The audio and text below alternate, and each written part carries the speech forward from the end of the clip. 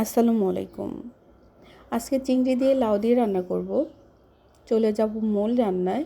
দিয়ে দিলাম পেঁয়াজ কুচি, ভালোভাবে ভেজে নেব কাঁচা ভাবটা চলে যাওয়া পর্যন্ত।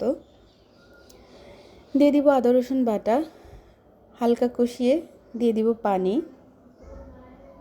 দিয়ে দিলাম মরিচ গুঁড়া, হলুদ গুঁড়া, ধনিয়া গুঁড়া, স্বাদ মতো লবণ।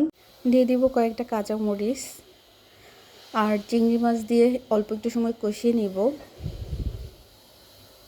দিয়ে দিব লাউ, ভালোভাবে কষিয়ে নিয়ে দিব অল্প একটু পানি, কারণ লাউ থেকে এমনিতেই পানি বের হবে। একটু হালকা নেড়ে চেড়ে এখন ঢেকে রান্না করব।